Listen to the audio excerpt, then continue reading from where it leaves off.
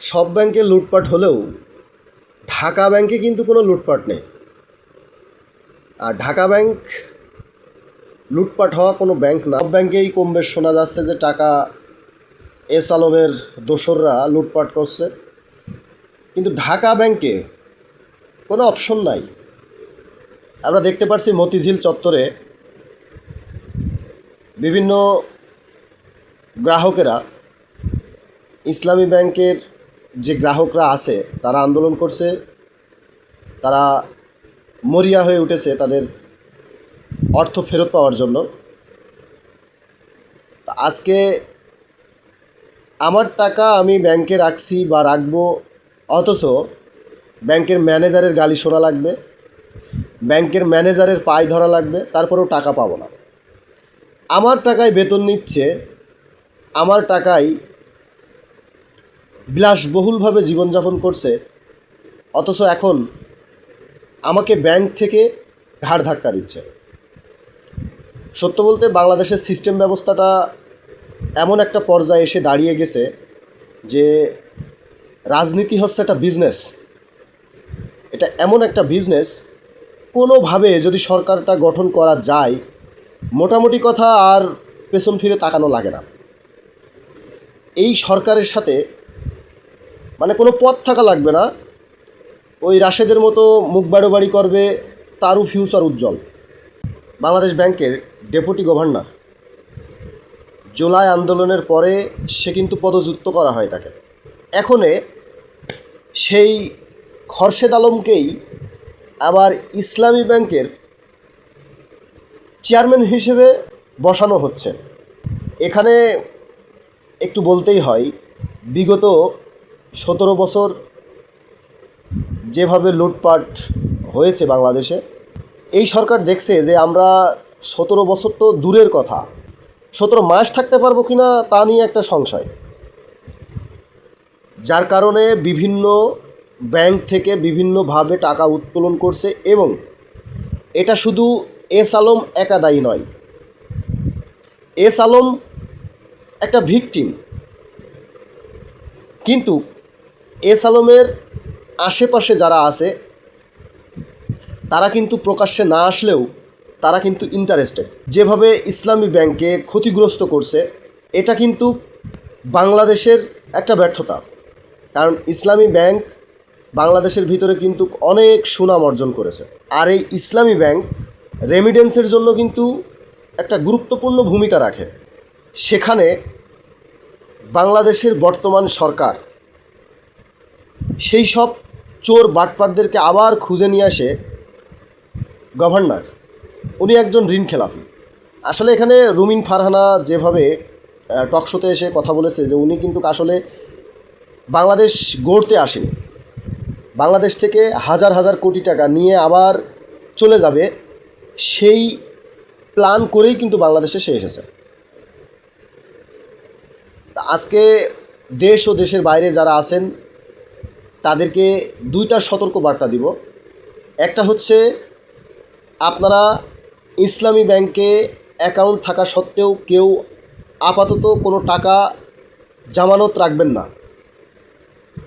2, যাদের টাকা ইসলামী ব্যাংকে আছে তারা খুব দ্রুত টাকাগুলো উত্তোলন করে নেন, তা না হলে ক্ষতির সম্মুখে পড়বেন।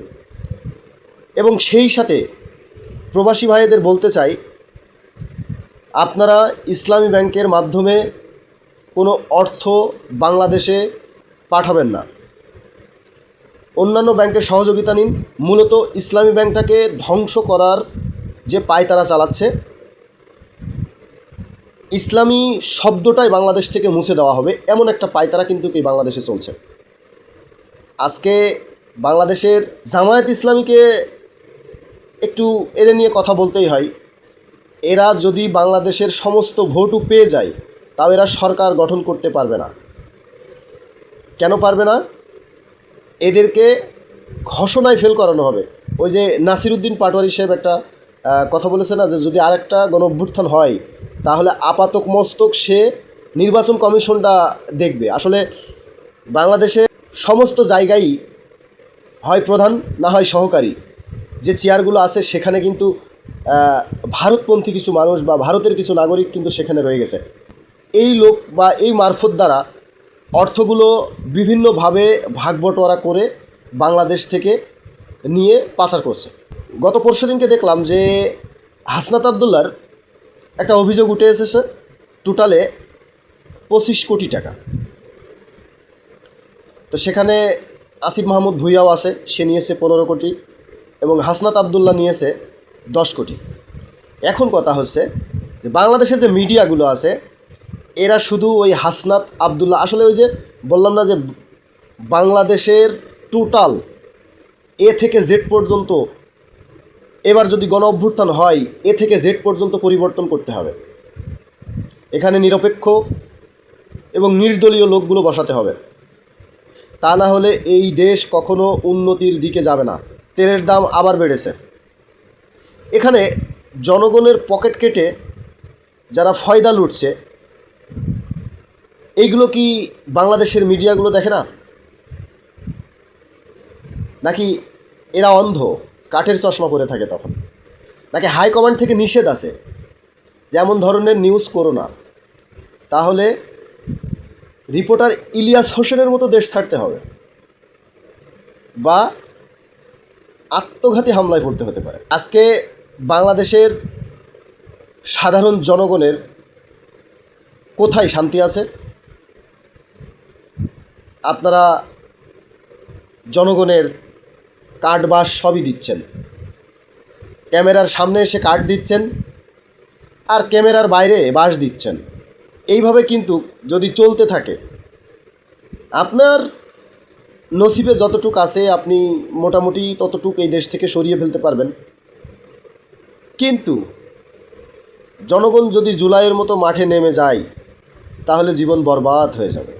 দেশ ও দেশের বাইরে থেকে যারা ভিডিওটি দেখছেন তাদের উদ্দেশ্যে এই 2টি মেসেজ দেওয়ার প্রয়োজন ছিল, যার কারণে আমি আপনাদের হয়ে বা আপনাদের পরামর্শের স্বার্থে এই চ্যানেলে এসে আমি এই মেসেজগুলো দেওয়ার প্রয়োজন বোধ মনে করলাম। আমি আবারও মনে করে দিই, সেটা হচ্ছে যে ইসলামী ব্যাংকে যদি টাকা থাকে সেটা দ্রুত উত্তোলন করুন এবং যদি রাখার চিন্তা ভাবনা করেন এই ধ্যান ধারণা মাথা থেকে মুছে ফেলুন এবং প্রবাসী যে ভাইরা আছে তারা অন্তত যেন বাংলাদেশে ইসলামী ব্যাংকের মাধ্যমে কোনো লেনদেন না করে। ভালো থাকবেন, সুস্থ থাকবেন, আবারও দেখা হবে। আল্লাহ হাফেজ।